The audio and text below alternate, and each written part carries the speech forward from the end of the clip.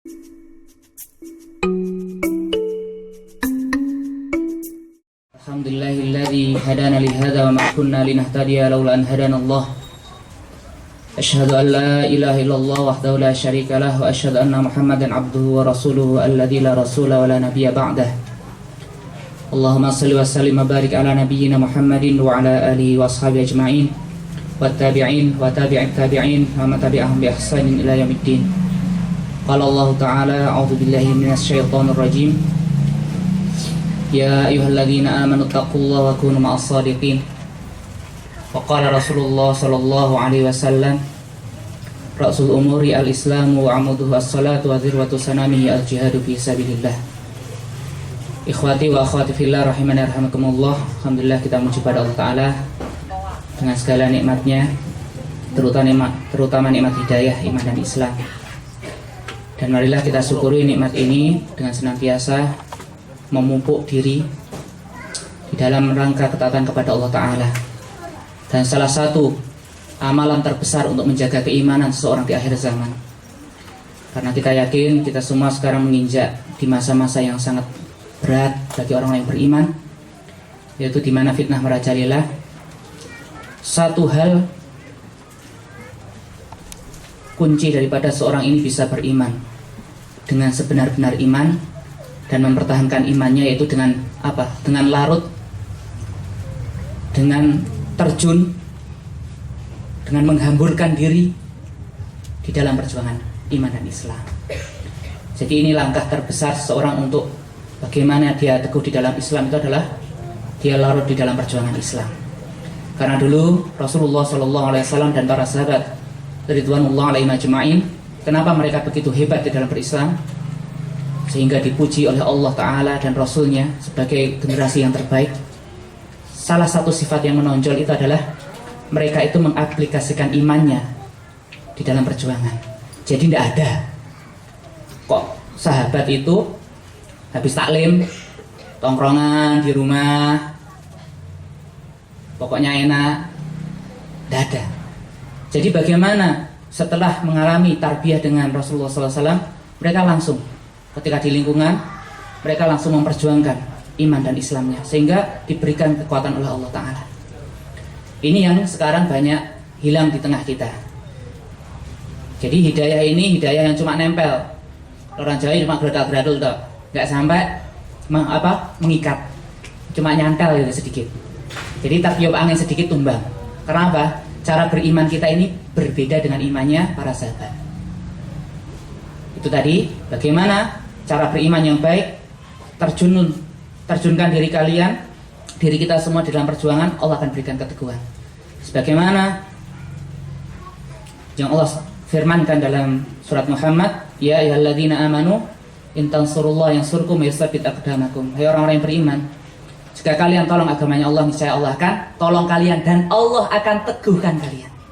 Di situ Allah akan tolong kalian dan Allah akan teguhkan kalian. Nah, sekarang kenapa umat Islam nggak ditolong, diinjak-injak, dihinakan, dinista? Karena umat Islam sendiri jauh daripada mereka menolong agama Allah, sehingga Allah tidak berikan pertolongan, dan Allah tunda pertolongan, dan Allah tidak berikan keteguhan di dalam berislam. Berikutnya salat dan salam semoga limpah curahkan kepada Nabi Muhammad SAW, kepada keluarga, sahabat dan para pengikutnya setia menjalankan sunnahnya. Dan semoga kita semua di sini termasuk daripada umat beliau, umat yang dipilih oleh Allah Ta'ala, yang bisa memanggul amanah perjuangan, umat yang mempunyai pundak yang lapang dan kuat untuk leluasa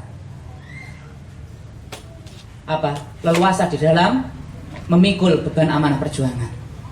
Karena hari ini umat Muhammad sedang membutuhkan orang-orang yang punya dada, punya pundak yang kuat. Karena apa? Amanah semakin berat di dalam dakwah, dalam perjuangan. Jadi nanti pundak-pundak yang kelihatannya loyo nanti akan tersingkir sendiri. Nah, minimal jadi tukang sorak saja di samping lapangan. Ya, dia dapat bagian, tapi bagiannya jadi tukang sorak saja. Nah, ini bagaimana kita kembali menapaki sirah beliau sallallahu alaihi wasallam. Jadi kalau kita lihat ini Rasul ketika berislam, kemudian para sahabat ini masya Allah ya.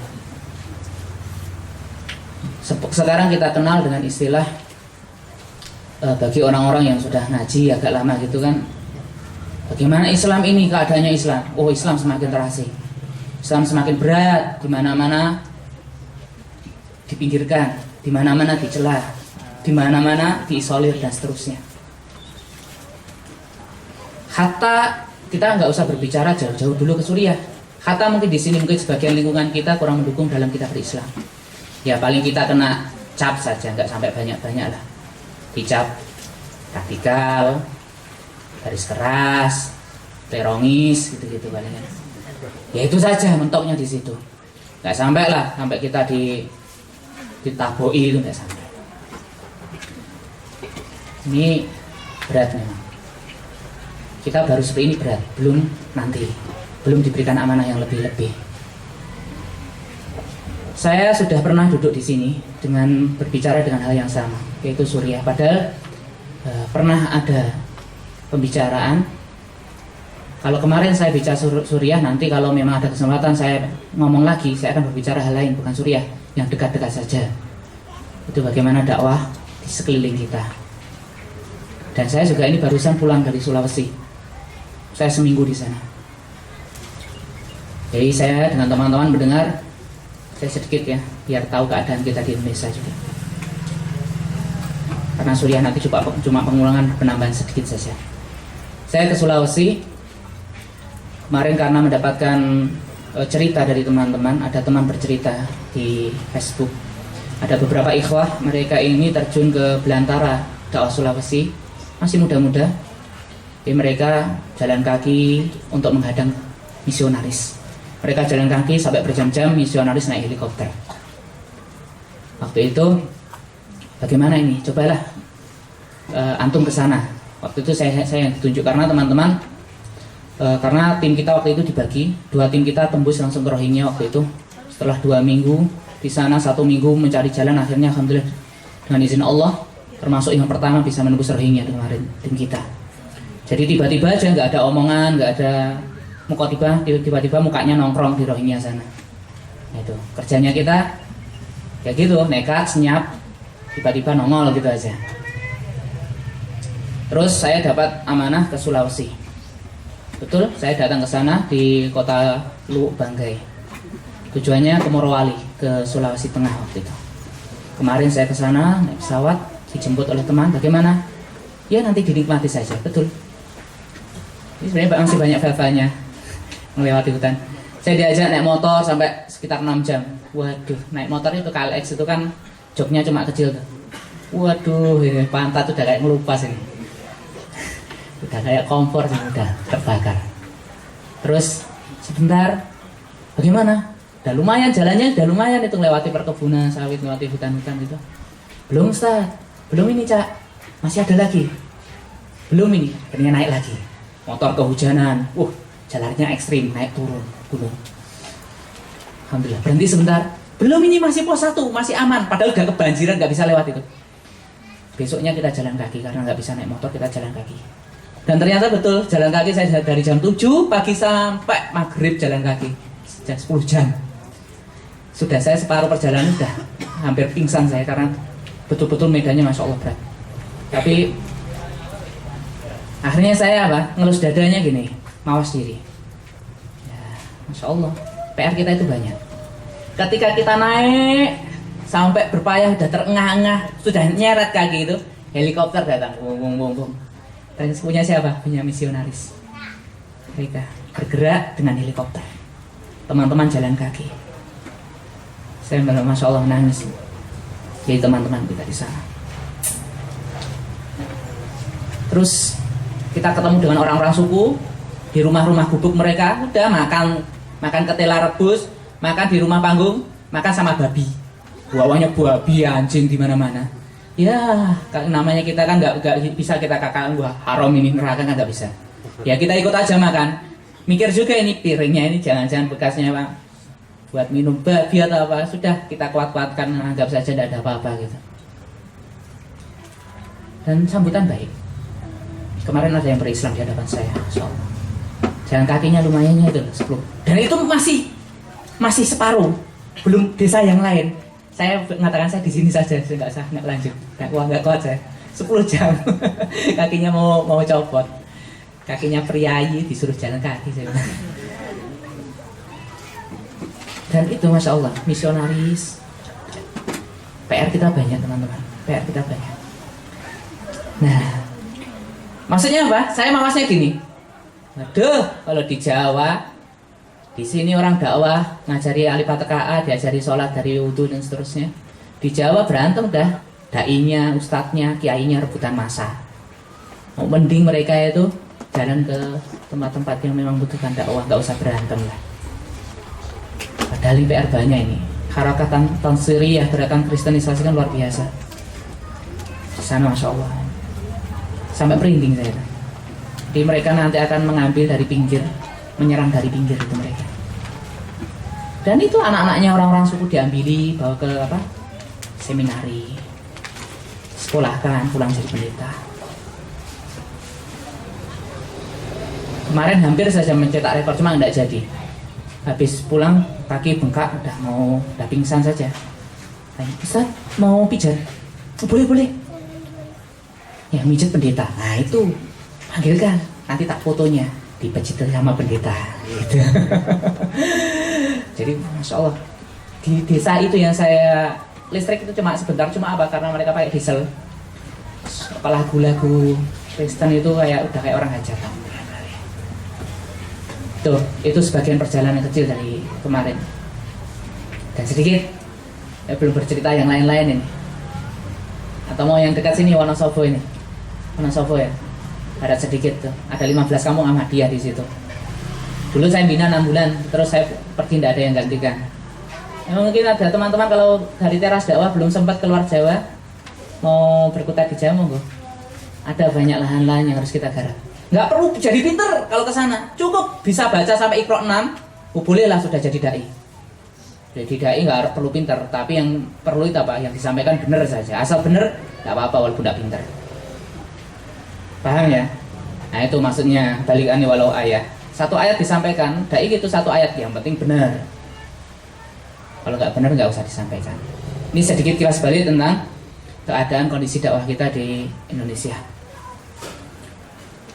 Sekarang kita kembali ke Suriah. Kemarin saya sebenarnya sudah mau batalkan acara ini. Saya suruh bicara Suriah, kemarin tuh inbox macam-macam suruh ngisi, saya tolak semua. Karena hari ini memang berat. Sampai bos kita, pimpinan kita misi medis Suriah itu, kayak Fakih Nasrullah itu, ya dia masih sakit. Cuma kemarin karena kondisi Aleppo yang luar biasa parahnya, karena sudah tidak tahan, tutup akun Facebooknya, dia tutup, dinonaktifkan. Kemarin teman-teman sempat, saya juga berpikir kelihatannya saya akan tutup akun, sudah tidak kuat saya. Jadi kalau ada video tulisan sudah udah berat. Dan saya kira teman-teman di sini sudah tahu semuanya. Saya kira 80% sudah tahu keadaan Aleppo seperti apa, karena Masya Allah ya. Kita akan berbicara mungkin kesedihan-kesedihan itu sudah tahu semua lah. Yang jelas apa yang kita harus perbuat kan. Teman-teman semua yang dirahmati Allah Ta'ala, memang kita akan bertanyanya memang seperti ini ya. Ketika Aleppo ini di dalam surat, sebentar saya masih ingat, di dalam kita akan refleksinya gini. Aleppo ini kondisinya Suriah. Kondisi Suriah ini kan sekarang kan posisinya kan seperti sebuah hidangan yang dikeroyok sama binatang buas di mana-mana. Suriah ini posisinya dikeroyok. Semua kekuatan kekafiran antara timur dan barat semuanya tumpah ruah di Suriah. Seperti yang kita tahu, Rusia, komunis Rusia masuk. Kafir Rafidhah Majusi Iran masuk. Hizbullah Lebanon masuk. Kemudian Syiah Irak masuk. Amerika sekutunya koalisi kafir Amerika CS masuk di Suriah. Khawarij ISIS masuk di Suriah. Komunis Kurdi masuk di Suriah. Cina masuk di Suriah. Afghanistan Syiah masuk di Suriah. Jadi sudah tidak ada tertolong lagi ibaratnya. Iya kan? Ini sudah posisi Suriah ini sudah ada karu-karuan. Ada sebuah cermin kalau kita melihat Suriah ini. Kalau kita melihat bagi orang-orang yang melihat Suriah itu kan, itu makanya jangan demo pemerintah. Makanya itu jadinya kayak Suriah itu. Pernah dengar kata-kata Suriah itu? Nah, sudah orang Suriah udah dibunuh-bunuh, disalah-salahkan. Nah, ini enggak jurus sebenarnya juga ini orang-orang ini. Memang benar. Suriah seperti yang pernah saya sampaikan, Suriah ini posisinya dijajah selama 40 tahun oleh rezim minoritas Syiah Nusairiyah yang waktu itu bisa menguasai secara politis. Kemudian semua sektor vital di Suriah itu dikuasai oleh rezimnya Assad, yaitu dari mulai bapaknya Hafiz al-Assad sampai anaknya Bashar al-Assad. Dengan kelicikan mereka menguasai parlemen, kemudian menguasai pemerintahan. Kemudian setelah mereka berkuasa, Ahlus Sunnah dicutii, dipinggirkan semua, sehingga tidak punya kekuatan, tidak punya power. Sampai akhirnya puluhan tahun membentuk tirani, rezim Tauhid. Rezim Tauhid itu berkuasa sampai puluhan tahun. Umat Islam dijauhkan daripada din, dijauhkan dari, pokoknya umat Islam betul-betul dipinggirkan. Ini kondisi realnya di sana. Kemudian dari peristiwa demi peristiwa, dari tahun 80 terjadi pembantaian di provinsi Hama sebanyak lebih dari 40.000 waktu itu tahun 83 oleh Hafiz al-Assad. Kemudian sebenarnya apa yang terjadi di Suriah kan bukan hal yang baru, tapi akumulasi kekesalan, kedongkolan, kemarahan daripada umat Islam. Jadi di tahun 80-an umat Islam sudah pernah dibantai dalam 1 bulan, 40.000 orang mati. Kemudian mereka dipinggirkan secara politik, mereka ditindas, secara ekonomi mereka ditindas, secara militer apalagi. Kemudian terjadilah, Allah menakdirkan, terjadilah pemicu. Terjadi apa? Unjuk rasa damai 2011, unjuk rasa damai. Jadi menuntut apa? Ya semacam penyamaan hak. Bagaimana kaum Sunni yang mayoritas ini diberikan juga posisi yang sesuai, karena apa? Selama ini diduduki oleh minoritas. Kemudian dari unjuk rasa damai ini, aparat Assad represif, karena waktu itu ada pembulian terhadap Assad ya, ternyata represif, ditangkapi, dibunuhi, dan terjadilah revolusi bersenjata. Jadi banyak daripada tentara Assad ini membelot, yang Sunni membelot, membentuk pasukan yang disebut Jaisul Hur atau Free Syrian Army. Kalau kita katakan pasukan perjuangan kemerdekaan Suriah. Dan dimulailah perjuangan waktu itu hanya FSA, nasionalis. Kemudian mulai muncul kelompok-kelompok Islami, mulai dari Ahrar, Jaisul Islam, Nusrah dan seterusnya sampai fitnah ISIS dan seterusnya. Dengan adanya itu, sebenarnya waktu awal di tahun pertama kedua itu, ini Assad ini terdesak. Jadi kelompok pejuang ini menguasai mayoritas wilayah. Jadi karena memang rezim ini kan, tirani ini karena minoritas. Tetapi kondisi berbalik ketika apa? Meminta bantuan kepada Iran. Iran masuk. Jadi karena sama-sama majusinya, sama-sama Syiahnya masuk, walaupun Syiahnya juga saling mengkafirkan, masuk. Hizbullah masuk juga. Irak masuk. Sampai puluhan kelompok bersenjata dari Syiah ini masuk. Puluhan kelompok bersenjata. Ini puluhan kelompok, dan setiap kelompok ini ada yang beranggotakan ratusan sampai ribuan. Mulai jadi perang besar. Masih mujahidin di atas angin. Kemudian Rusia masuk. Nah ini Rusia masuk dengan dalih memerangi ISIS. Koalisi Amerika kafir juga masuk dengan dalih memerangi ISIS. Kondisi berbalik. ISIS juga mulai ngawur. Kondisi mulai berbalik. Kacau jihad Suriah. Jadi kondisi sudah semakin tidak karu-karuan. Puncaknya ketika apa? Rusia melakukan bombardir tidak karu-karuan, dah dihadap di mana-mana, dibunuhi sekolah, pasar, tempat-tempat umum, anak kecil, orang tua, pemukiman, bahkan kamp pengungsian dihabisi. Apakah mereka tidak sengaja? Ya sengaja. Sekarang kan kalau kita lihat secara teknologi pesawat, GPS dan seterusnya, mereka itu bisa melakukan serangan tuh 90% atau 98% tuh tepat sasaran. Dan mereka mesti mengetahui, karena sekarang kecanggihan teknologi militer. Ya memang disengaja untuk menekan mujahidin. Karena apa? Karena face to face. Di mana-mana kalau mereka face to face lawan mujahidin mesti kalah. Artinya apa? Untuk menekan, mereka hancurkan orang-orang sipil. Kemudian dikepung. Seperti yang terjadi di Daroya, di beberapa tempat itu yang akhirnya apa? Orang-orang sipil, orang-orang Ahlus Sunnah terpaksa diungsikan ke Idlib. Dan terjadilah kemudian di Aleppo, tarik ulur, dikepung, terbuka, dikepung lagi, terbuka lagi, dikepung sampai berkali-kali. Tapi itu mujahidin begitu bisa membuka blokade karena Medan Aleppo kan datar ini. Jadi kalau pesawat itu langsung terlihat. Jadi langsung dihajar sama pesawat, mujahidin terpaksa mundur lagi.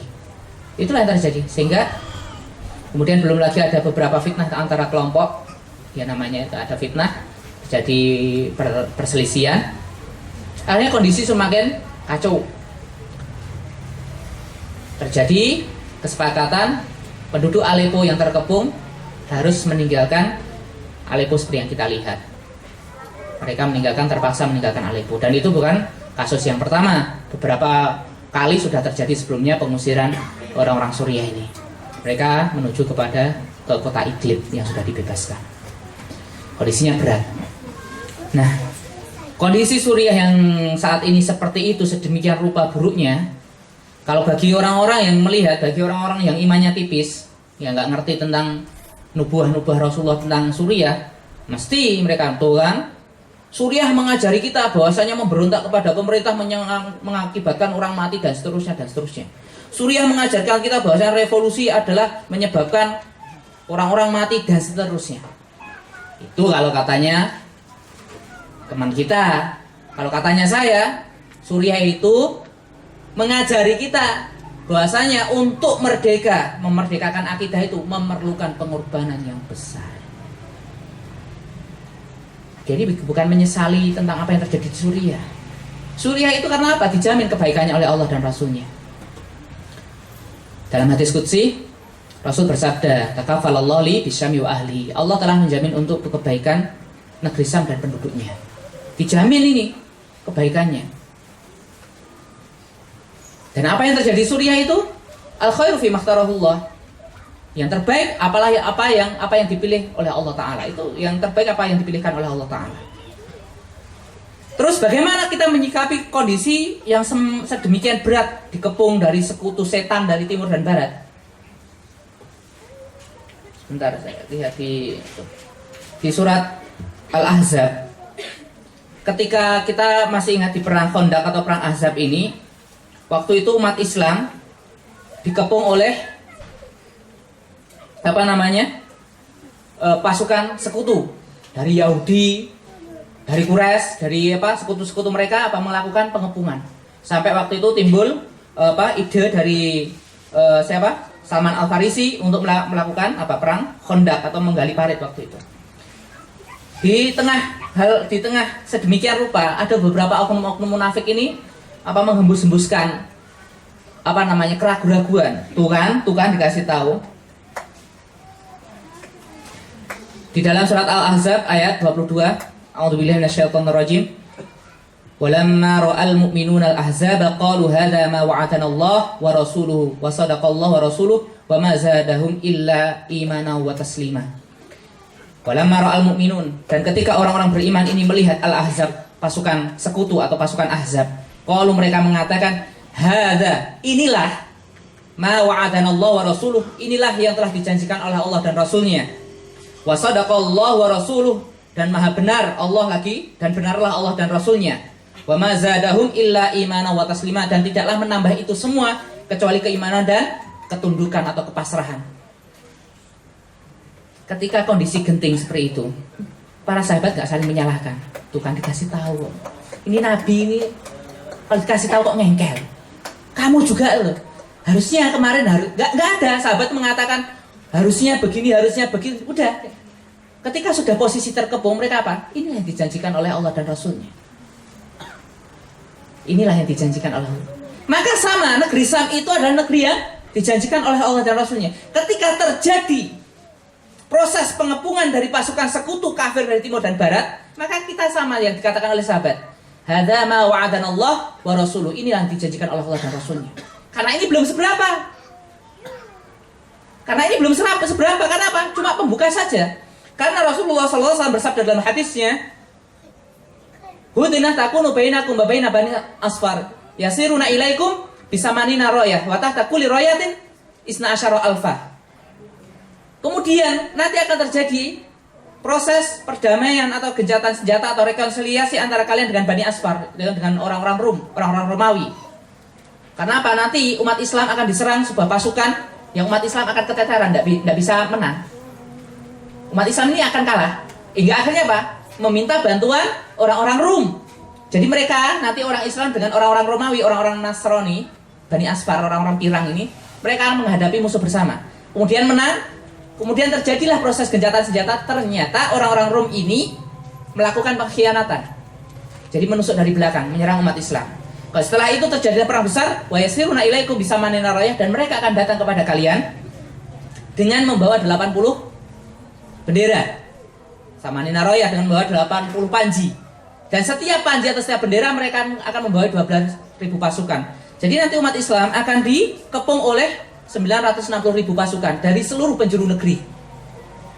Kemudian beliau bersabda, wa fustatul muslimina yauma idzin fil ardi yuqalu laha ghauta, dan benteng terakhir umat Islam atau benteng umat Islam di waktu itu terjadi perang yang besar, yaitu ketika umat Islam versus 80 negara dikalikan 12.000, atau umat Islam melawan 960.000 pasukan, maka benteng terakhir umat Islam itu berada di sebuah tempat yang disebut Ghauta, yang berada di sampingnya kota Damaskus yang menjadi ibu kota Suriah sekarang. Jadi inilah yang dijanjikan oleh Allah dan Rasulnya. Kemudian tidak kita mengatakan, waduh kalah ini, wis rencananya wis bukan rencana, ini pasti kalah, ini jelas kalah kita. Bukan gitu kita. Ini yang dijanjikan. Karena apa yang terjadi berikutnya bahkan lebih dahsyat dari apa yang sekarang terjadi. Bahkan lebih dahsyat lagi. Tapi pasti menang nanti. Kita akan berbicara nanti sedikit tentang Aleppo. Kita teruskan atau? Oke. Kita break sebentar. Jadi ini nanti karena tadi berkata tentang Aleppo, ada sedikit hal yang berkaitan tentang Aleppo dalam hadis Rasul disebut secara eksplisit. Nanti kita akan kaji setelah ini. Oke, silakan.